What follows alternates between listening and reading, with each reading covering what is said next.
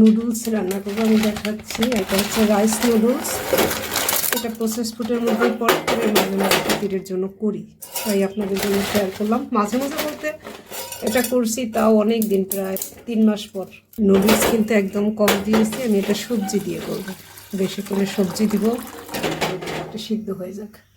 অল্পই রান্না করবো, সেই জন্য এটা পেঁয়াজের কলি, সিম, একটুখানি ফুলকপি আর হচ্ছে এটা গাজর, আর দেবো হচ্ছে মটরশুঁটি। ঘি দিয়ে দিচ্ছি অল্প, সামান্য, বেশি দিয়ে দেবো না। কারি পাতা দিয়ে দিলাম। কারি পাতাটা হয়ে গেছে। কারি পাতাটা আসলে ফোড়নের জন্যই আমি ঘি দিলাম, না হলে এটা সরিষার তেলে করা যেত, এটার স্মেলটা বের হবে এবং কারি পাতার যে টেস্ট সেটা সবজিতে মেশার জন্য এটা ফোড়ন না হলে আসলে হয় না। এবার এই সবজিগুলো সব আমি দিয়ে দিলাম, লবণ দিয়ে দিই।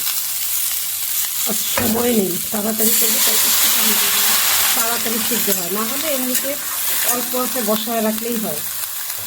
ঢাকা পেঁয়াজ আর হচ্ছে কাঁচামরিচ।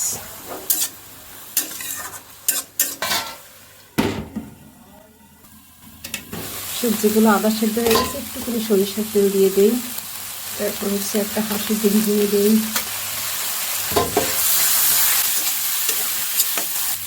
এইটুকুন দিব নুডলস। মেন হচ্ছে সবজিটাই প্রধান থাকবে, তবে নুডলসের জন্যই ও খুশি হয়ে যাবে। সবজিটা কিন্তু একদম ভাজা ভাজা সেটা করিনি, একটু কাঁচা কাঁচা থাকে, এটা আরও টেস্টি করবে। এই যে কোকোনাট আমাইনিস দেব হচ্ছে যে পেঁপে বীজের গুঁড়া, এটাকে আরও বেশি হেলদি এবং মুখরোচক সবই হলো।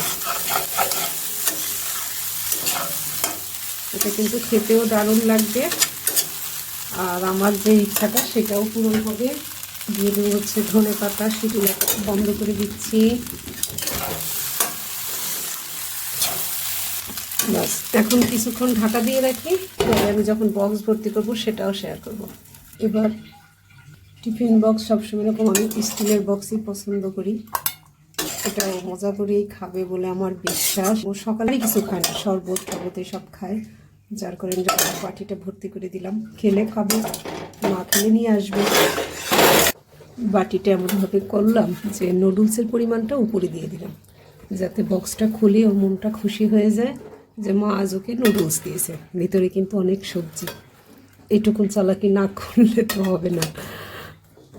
বাস, বক্স রেডি।